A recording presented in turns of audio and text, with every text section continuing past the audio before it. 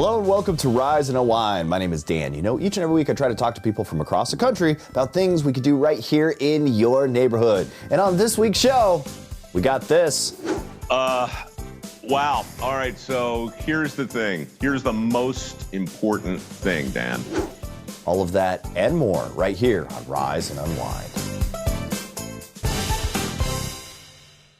The new year is here, and it comes with a renewed focus on health and wellness. While many of us are setting goals to stay active and live healthier, it's also the perfect time to take preventative measures to avoid illnesses that could disrupt those plans. So today, we're joined by Dr. Kaliope Tsirogiannis, pharmacy manager at Walgreens, to share how vaccines can play a critical role in keeping you and your loved ones healthy in 2025. Welcome to the show, doctor. How are you?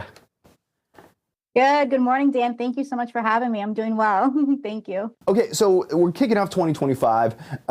What are some practical steps Floridians can take to avoid severe illness and stay on top of their health this year? Definitely. So the first and foremost is getting vaccinated against COVID-19 and flu. So anyone ages 6 months and older is recommended to get the COVID-19 vaccine and the flu vaccine.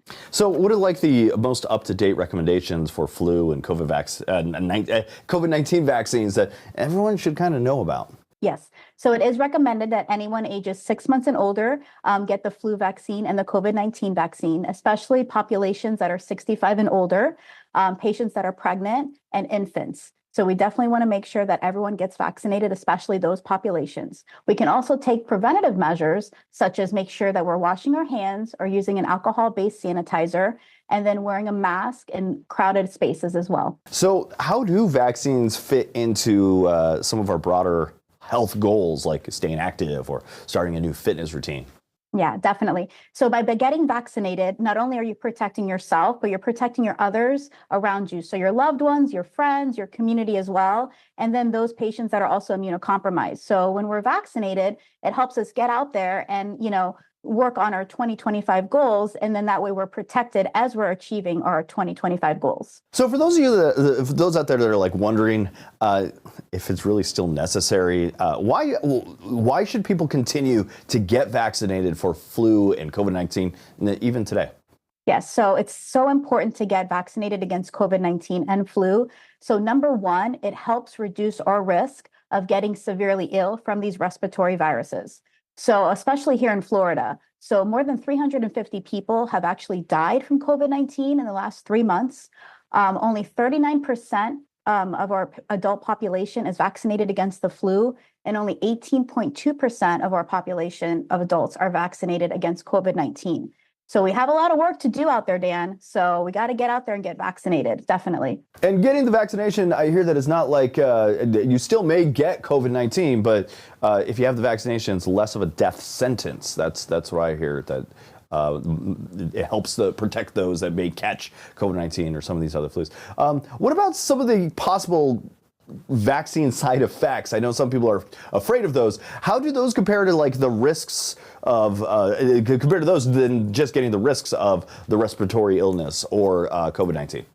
Yes, so definitely. So with the vaccines, I know there is a lot of fear out there. However, getting the vaccine itself has some minimal side effects for most patients. So most people may experience some mild side effects that will subside in a short time. So you may get a low-grade fever, you may get some aches, you may get some pain at the injection site on where they give the vaccine, and there might be some little redness, but that normally subsides very soon. So definitely the side effects are so low for most patients as compared to if you were to get the respiratory illness and you weren't vaccinated, then you're at risk of getting, even further, health problems. So you might be hospitalized and so forth. So you definitely will reduce your risk of illness by getting vaccinated and prevent hospitalization and further, prolonged effects from the illness itself by getting vaccinated. All right, so where can people find more accurate, reliable information about vaccines and other ways that they could probably just stay healthier this year?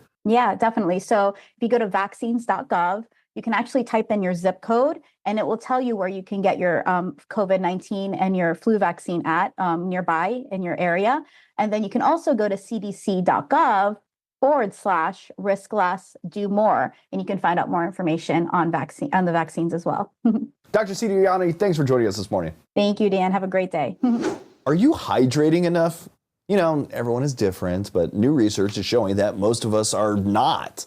Half of Americans polled say that staying hydrated is at least somewhat difficult for them.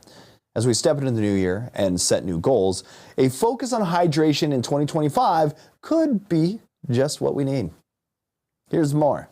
New data shows that 39% of Americans agree they don't prioritize hydration as much in the winter as they do in the summer. And more than 1/3 typically only think about staying hydrated when they are physically active. Lifestyle expert Kia Malone has more. A recent survey from Moss Plus by Messi, the new hydration beverage from soccer star Lionel Messi, shows that while 96% of Americans say that staying hydrated is important, 50% say it is a challenge to stay hydrated. Moss Plus by Messi provides a breakthrough blend of electrolytes, vitamins, and antioxidants with natural flavor, no artificial sweeteners or colors. Each drink contains 4 electrolytes, 6 vitamins, 5 minerals, and 3 antioxidants with 1 gram of sugar and no caffeine. It is available in 4 flavors, each named after inspirational milestones in Messi's life. Find a retailer near you and learn more at mossbymessi.com. All right, my next guest made me absolutely fear international travel. He hung out with a bunch of inglorious, I don't know if I can say it on morning television, let's just say guys, all right? And he knows about real estate where there's an unusual house with a clock in its walls. Let's welcome to the show, Mr. Eli Roth. How are you, my friend? Good, man. Good to see you. All right, so you're here with your brand new movie, Borderlands, and it's about the video game. Can you tell us about your jumping into the world of Borderlands and what pulled you into this project? Yeah, look, I love big, crazy, insane sci-fi movies. I've always wanted to do one. I mean, I grew up on Star Wars, Escape from New York. I love Fifth Element. I love older movies like Barbarella, just stuff that's completely bonkers, but that takes you to another world, another planet, real world building. And it was great when they came to me about making the film, and I knew the games. I wasn't good at the games, but I knew them. And I really just loved the world and thought it really meshed with my sensibilities. The game is obviously a very violent game, but they didn't want to do that with a movie. We wanted a movie that, like, if you were, for the 9-year-old kid in me, if you have kids that are 9, 10, 11, they're going to go see it and lose their minds. So something that was really for all ages. And it was just totally bonkers and fun, and we had a great time doing it. I'm curious, how was it working with, like, Randy Pitchford, the CEO of Gearbox, to try to, like, bring these characters to life? Were there any tough compromises that you had to make as a director to kind of try to stay true to the game and dealing with, it's tough to probably meet fan expectations? Well, Randy is amazing, and I love him. And Randy was the first person I talked to. And, that was one of the things we talked about is what do we want to keep true to the game and what are we adapting? And not just doing a recreation, but doing an adaptation. And if you start to stay too slavish to certain elements, it's not necessarily going to work in a movie. And he said, no, don't worry about changing stuff. You want to change things, change it. He goes, the guns, we want to be exact. The costumes, I wanted the look and feel and world of Borderlands to be exact. But obviously, in casting it, there's certain people for certain roles that aren't going to match the game, and that's okay because the movies are a separate thing. He goes, think of it the way Marvel splits their games and the movies and their comics. Just we're splitting it, and this is the first time we're doing it. Claptrap has to look exactly like Claptrap in the game, but the studio's going to want a star to get it, and we're very lucky to get Jack Black, who's a big fan of the game. But Randy was with us on set, so anything I wanted to change, he was right there with me. And Gearbox opened up their library to us. They said they gave us all of their files on everything. So all of the sets, all the art department, all the guns, every little Easter egg, we got to put it all into the movie. So it was pretty incredible that when you have the creator right there with you, watching him nerd out on set. We're the same age, and he's very much like a big kid as well, as in addition to being a genius. So it was great to have Randy there with us on set. We're just like having a blast. You also had some like interesting, let's say, Easter eggs or nods or homages.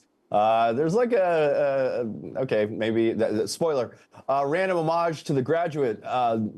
What other like action movies or adventure movies or influence or looks that you had that kind of influenced the look and feel for Borderlands? Yeah, I mean, look, obviously the game is the strongest look and influence, but as a director, there are other movies that come your way. You know, Escape from New York is a huge one. I love Escape from New York. And when I talked to Kate Blanchett about it, I said, you know, I really want you to play a badass bounty hunter, just pissed off and just doesn't want to do the job and is forced into doing it. You know, like Clint Eastwood, Man with No Name, or, you know, Snake Plissken. And she goes, oh, Escape from New York's my favorite movie. It's like, all right, we're going to be good. Then talking to Ariana Greenblatt, you know, I said, who's this brilliant, you know, kid comes in. She was 13 years old. It was pre-Barbie because we shot it during the pandemic. And, you know, I said, I don't want this to be, oh, that was good acting for a kid. I want a great performance, period. And I said, think of Natalie Portman in The Professional. And she turned around and she had a pillow of Matilda, Natalie Portman's character from the Professional. I was like, all right, see, she gets it. So, you know, and then Fifth Element was one. I remember seeing Fifth Element, and every extra, every costume, it was so colorful and so insane. You couldn't even take it all in on the first viewing. You're just like taken away to another place. And that's what I wanted. I really wanted the movie to look and feel beautiful and have pops of color. Like if you put all your neon clothes, you know, and fluorescent highlighter into a dryer and poured in glitter and it just exploded. That's, you know, but it's also got burnt in the process and got trashed. That's the world of Pandora. So we could really, you know, that was the fun, was recreating that stuff, but also adding in, you know, my cinematic influences as well. Gotcha. Anything next for you, man? Thanksgiving too. Oh, all right. Hey, I was a big fan when the short first came out, and a long time ago, but and then I got to see the full version of Thanksgiving, and man, you're doing some stuff that I absolutely adore. So it's a pleasure to talk to you today, man. Great to talk to you too, man. Check out Borderlands. It's now in theaters. Eli Roth, thanks for joining me this morning, my friend. Thank you. You know, few stories capture the imagination quite like Wicked. From its incredible run on Broadway, its highly anticipated big screen adaptation, this is a tale that's enchanted millions. Joining us today is Ethan Slater, the talented actor bringing Bach to life in this reimagined Oz. Ethan, welcome to the show, my friend. Dan, thank you for having me. All right, I know you're used to stepping into some surreal worlds, like SpongeBob, and yeah, sure. Now you're jumping into Oz. It has a huge, passionate fan base. What was it like for you to kind of step into this world and take in the role of Bach and a character that's like really integral to the story?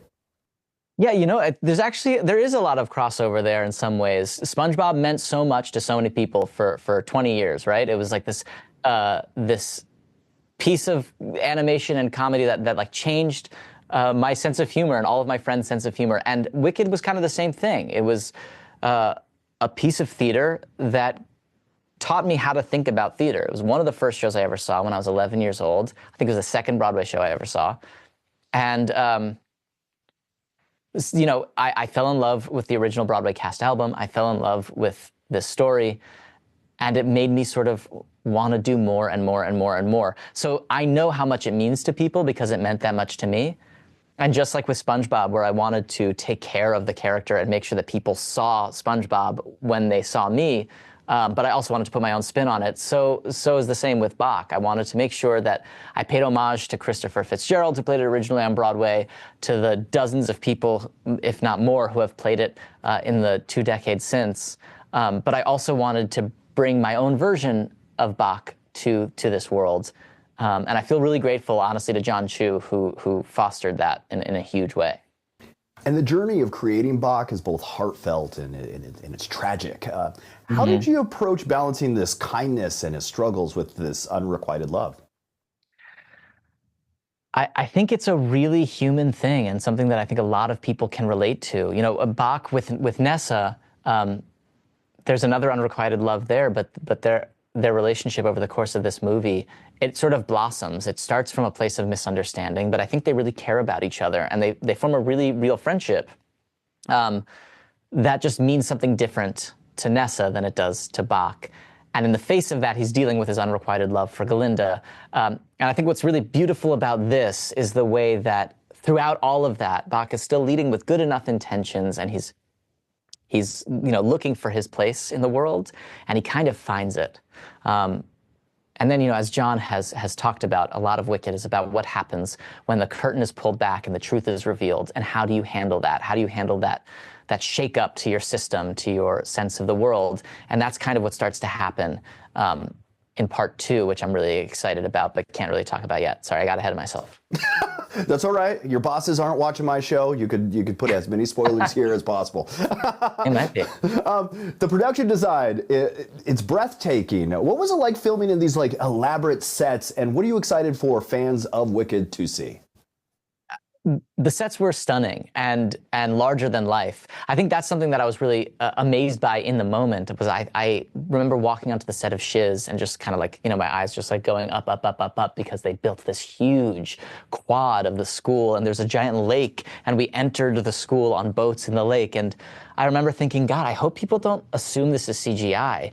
I remember seeing, the wizard head in the wizard's chambers, and thinking, I really hope people realize that in real life, those eyebrows and the lips are moving and the sound is coming through. It's all really built. And I think watching the movie, what I'm struck by is that the practical nature of the sets and of the costumes and of the world, it really comes through. It feels really lived in. And so it just sort of proved to me the value of it, I guess. Ethan, thanks for joining me this morning and kind of giving us that little peek behind the curtain of Wicked. We can't wait to check it out. It's in theaters now, and thank you guys for joining me this morning. Yeah, thank you for having me, and thanks everyone for watching. Go see Wicked, I guess. Today, I have an extremely special guest. And all right, this is someone that I absolutely admire. I love his down-to-earth, honest, and kind of direct style of storytelling. As a TV producer myself, I've always kind of like looked up to his ability to just tell the real stories about everyday Americans and do it like comfortably, without a lot of pizzazz, but yet it's just like full of heart. So he's here with his new film, Something to Stand For, which takes us through some of like America's most pivotal historical moments. So let's welcome him to the show, Mr. Mike Rowe. How are you? Wow. Oh, Dan, that's the kind of intro that, you set the bar so high. I really don't know how I'm going to do anything other than disappoint your listeners, but I'm gonna try and bring my A-, B+ game right here and see what happens. I'm in. We'll see how this goes. Honestly, your storytelling has always been about like highlighting those that aren't always the center of attention and seeing kind of some charm in what they do. Was there a different approach that you took while trying to tell historical stories for Something to Stand For? Well, I guess maybe a little bit. For me, I think about dirty jobs and somebody's got to do it and returning the favor and all the projects I've been involved in. And they're all kind of the same in the sense that I'm just tapping the country on the shoulder and saying, hey, what about him? What about her? Get a load of that, right? It's normally either a person who's laboring out of sight and therefore out of mind, but doing something that benefits all of us, or somebody who's been misunderstood or maybe unfairly portrayed for any number of reasons. So the movie is absolutely in line with that thing that I've been doing. It's different in the sense that everything I've done on TV historically has been no second takes. It's not scripted. There's no casting. Dirty Jobs was just fly on the wall. What you're looking at right now is obvious cinematography. Everything is very scripted, very intentional. And this movie has 9 of those recreations in it. They're actually mysteries that were written in the style of The Rest of the Story, that old Paul Harvey radio show that was so popular. So, you got 9 mysteries, each one about 9 minutes long, stitched together with a trip to D.C. And I go back there to visit some of the statuary and the memorials and the monuments that I first visited when I was a kid on my first field trip to the National Mall. So put it all together, and you've got something that I've never seen before. It's a movie for sure, but it's not a documentary, and it's not Saving Private Ryan. It's something in between. And the film kind of delves into events from American Revolution to Civil Rights Movement. How did you decide what stories to feature, and what was like the process of bringing them to kind of life? Well, the most important thing in this format, in my opinion anyway, is to entertain. It has to, there has to be something fundamentally in the center of the story that makes you go, what? Really? I didn't know that. And after that, I just simply wanted to make sure that I was telling a story that would aid a sense of gratitude. Like the point of wanting to do this was to say to conservatives and liberals, Republicans and Democrats, that, yeah, we might be divided on a whole bunch of issues in a lot of different ways, but I think I can show you some things, and I think I can introduce you to some people that we can all agree are still worth standing for. So it's a unifying message. It's a family film. It is PG-13 because, you know, history's not always that pretty, but it's honest. And I do think it's a good thing to do on the occasion of our independence. All right, as you probably figured by now, I'm a huge fan of your work. And honestly, I've even tried to, let's just say I've produced a few shows that were, how do I say blatant ripoffs without actually saying the words blatant ripoff? Oh, no, I don't mind. They were inspired. No, I'm flattered. So I once did a show that was like Dirty Jobs, but I replaced the jobs part with weird and unusual hobbies, and I had my host try them out and be like that fish out of the water feel, and kind of see why people were passionate about doing what they do. The final product wasn't exactly what I originally pitched, since all these other producers, higher ups, and all those people got involved. But sure. Here's my question: if some low-rent TV producer from New Mexico were to attempt something like that again, what advice would you give that producer or any other storyteller out there about how to get that same level of authenticity and heart? Wow. All right. So here's the thing. Here's the most important thing, Dan. You work for your audience, right? Not for the people who pay you directly. You work for the people who watch you, but you can't suck up too badly. You have to amuse yourself first. If you're genuinely curious, if you genuinely give a damn, then the audience hopefully will come along with you. If they do, they'll stick with you forever. If they don't, you'll know it in a hurry. But look, don't feel bad about ripping me off. I ripped off George Plimpton.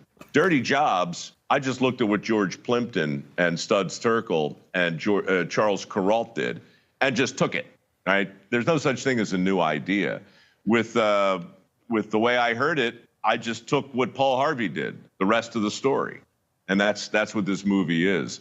So don't make yourself crazy trying to come up with a new idea. There's no such thing. Look to history. Find something nobody's done in a while. Then do it better. Mike Rowe, you are a hero. Make sure you watch Something to Stop. Stand For, coming to theaters nationwide on June 27th. For more information, you can watch the trailer and visit somethingtostandfor.movie.